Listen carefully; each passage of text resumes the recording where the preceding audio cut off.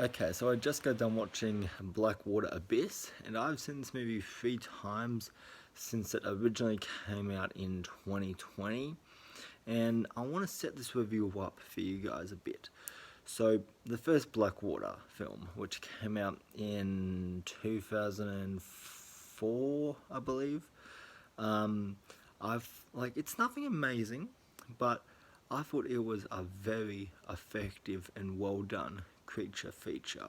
And the first Blackwater film is easily in my top five, maybe even top three best creature films of all time. Like, it's up there with Jaws, in my opinion. I've seen that first film countless times over the years, and it still scares me every time I watch it. And so now in 2020 we have a sequel following it, which, speaking on that term alone, sequel, that brings up an interesting conversation here because Blackwater Abyss doesn't really continue on from the first film. And I think you can easily make a great follow-up to the first movie with our surviving characters being put into another situation with the crocodile, or with another encounter with a crocodile, like another camping trip with maybe a bigger group of people to increase like the body count, just everything. I think you can do like a great follow up to that first film with the original cast. But what this sequel does instead is brings in a whole new cast of actors and a whole new cast of characters and a new story here and a new environment. Which this film is the descent underwater, um, because the way certain sequences, especially when they're entering the cave, the film tries to create this sense of claustrophobia that the first Descent film did so well, and this film tries to copycat that by doing that exact same editing style. And while it does somewhat come off as effective, the Descent did it better in my opinion. But like I thought the way they did it here, like it wasn't bad. Like it was effective in a few spots throughout this movie. But it's nothing you haven't really seen before. Um, and this is a movie that a lot of people, I've heard a lot of negative feedback towards. And do I think the movie deserves the negative feedback it gets? Like, yes and no, because like this movie is not perfect by any means. I mean, you're not going to a crocodile eating film, expecting like a masterpiece or an Oscar worthy film here. Like, I mean, it's like it, yeah, like that's never gonna happen. But this film is very enjoyable while it does follow a very overused formula of horror. Um, be- because I mean, we've seen this story and this concept done a billion times before. Like, we've seen this done like a ton of times over the years, and so it's nothing we haven't seen. There's nothing new that this film really does offer or do with that concept, which that's one of the criticisms I've heard and seen in reviews of this movie, is that is the idea of this group of characters being stuck in a cave and having to find a way out. Question to all those people: how can you change it up? Because I mean, it's really hard. Like, think about the situation that they are in. Think about what's going on in the film and how the story progresses. Like, there's really nothing you can do to really, like enhance it or do something different. in it, like it's literally stuck in a cave. And if you're thinking about this realistically, which that's this film's approach, which it is trying to be realistic with its story, and you can definitely tell that in the film's lighting, because this is a very dark film, because the film tries to make the location and the environment like feel real to the audience, and by making it a very dark space here. And so yeah, the film is trying to be realistic, and for the most part I would say it does succeed in that. Like the final 15 minutes of the movie, I would say, is definitely stretching reality there, but everything up until the climax of the film, like it definitely feels realistic. So I don't know what people were expecting from this film when they wanted something like different and unique with this concept, because like unless you want like a really over the top film, like I can't really think of many logical ways that a story like this can go that's not realistic. But anyways, yeah, like you're moving that aside. One of the things in this film that stood out to me this time around was the kills in this film. So now keep in mind, this film does have a bigger kill count than the first one. We have a bigger group of characters this time around, which does make for a higher kill count in the film. And as far as our kills go, like they are pretty good, even though they are cut to absolute shit. And I'm someone who actually supports jump cut editing. But the editing in here of the death scenes are appalling. Like, this is unwatchable, because you're in a dark environment enough. Like it's dark to the point where you can't really clear out, certain sequences. Like you'll be wincing at the scene trying to clear out like what's exactly happening here. So you have that going on.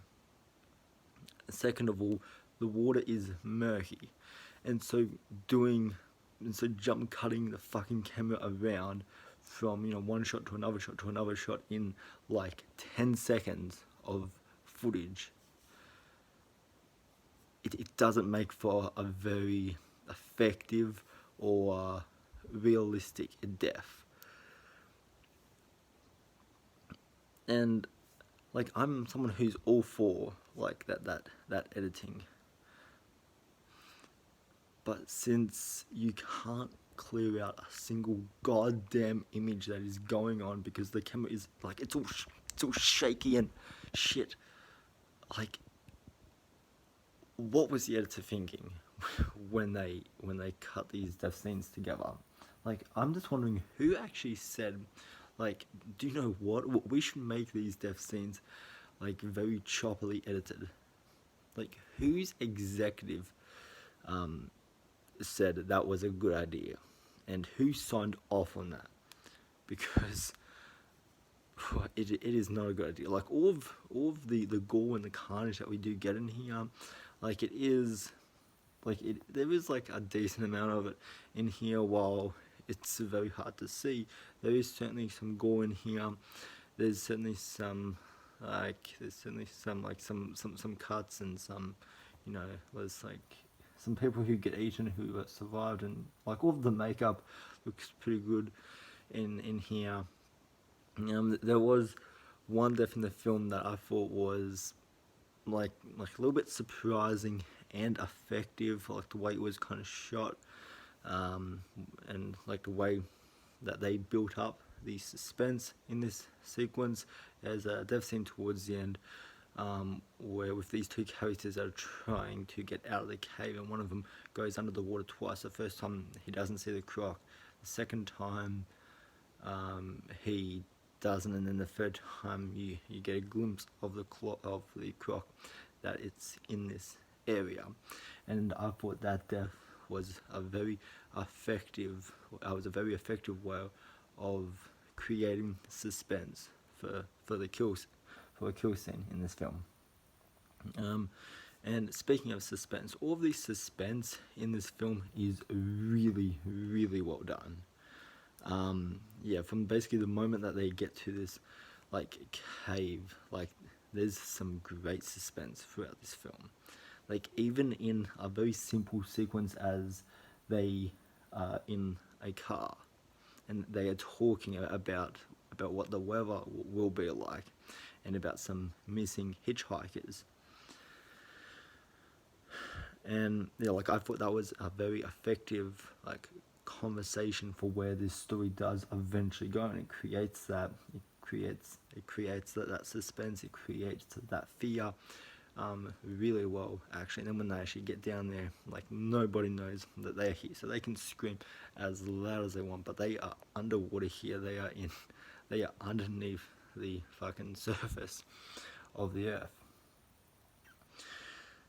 And like, I really liked the suspense that they built up throughout the first, like, 20 minutes of this movie, because this is a very fast-paced movie. Like, once it starts, this film takes no time in building character, which, like, I mean, they're all gonna die anyways, so yeah, like, you're not really here for, for a character-driven film. But all the characters that we do get, like, are very one-note, very one-dimensional. There's not much really interesting about these characters. I mean, they all seem to, like, doing, like, adventurous things, but that's really the level of characterization we get from everybody in this film. And then there's some relationship drama, like, of course, to add on to the already horrific enough, situation. There's some relationship drama here that they introduce in the third act of the film that kind of just comes and goes. They don't really do much with it. Like, one of our characters is pregnant, so that's another, level of suspense that this film does. And the water is increasing with every second that they're spending in this cave. And so yeah, like, there's a lot of different elements of suspense, like, throughout the film, that I thought was a very effective way to keep the audience immersed in this film. The film does drag on a bit, though. After about the first hour, like, the first hour of this movie, I think, is really great, but then after that, the film does drag on a bit once it introduces a whole relationship drama about this affair that's going on between, like, two of our characters, I believe it was. Yeah, the film kind of just, like, comes to a halt right there, and just it's a completely change of story, and it's too late to even care. Like, these characters you didn't care about, and we don't care about them now. All this makes us, as the audience, do is fucking despise their guts. I mean, I'm just really curious if the writers were actually trying to make likable characters here, because all the characters in this are utter dickheads. Like, they've done some really, like, bad stuff here, and so the only logical way is he's trying to make us hate the characters, so when they should get to their death, it's more like, yeah, you fucking died, you fucker. It's like, that's the only way it makes sense to me, because our final girls in this film are like they're just people. They aren't characters here. They are just another set of bait for this crocodile, and there's no characterization. Like, what are these characters' names? I don't know. I don't care. Like, that's the level of care I have for these characters here. But no, like, I really enjoyed this movie. I don't think it's nowhere near as good as the first film. Like, the first film, I think, had great character development, great story, like, great cinematography. Like, this film definitely does have some good cinematography. Like, there's some good murky shots of the crocodile when it's, like, in the water, and it's just looking up at our characters, like, death staring them, just like, come on, you fucker, jump in the water, You know, there's a few shots like those in the film that that I really liked. So yeah, there is some good cinematography. All of the lighting, I thought. I mean, it was dark, but I mean, like, it was fine because I mean, I understand the film's trying to be realistic, so the film does get away with its lighting. I know that will be a criticism for a lot of people, but for me, you know, like it's not, because I don't really look at that as so much a negative, because I mean, the film is trying to make you feel like you're in this cave with them, and so the film's trying to add what it would be like to be in like a dark cave, you know, like at night, and create like that daytime kind of environment as well, and how much light would actually be, you know, showcased in a cave and all that. Like, yeah, so yeah, to me the lighting wasn't really bothering me all that much, but at some points, like, it was a little bit annoying, but it's not to the point where the film becomes, you know, unwatchable to me. So yeah, like, I feel like I'm a bit too easy on this film compared to what a lot of other critics and audiences think of this movie. But yeah, like, I really enjoyed this movie.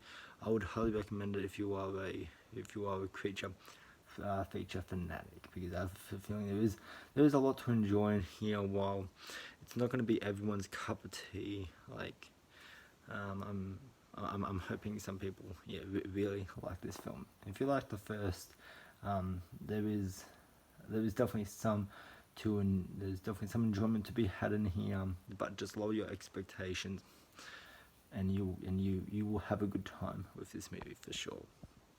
And so yeah, they're my thoughts on Blackwater Abyss.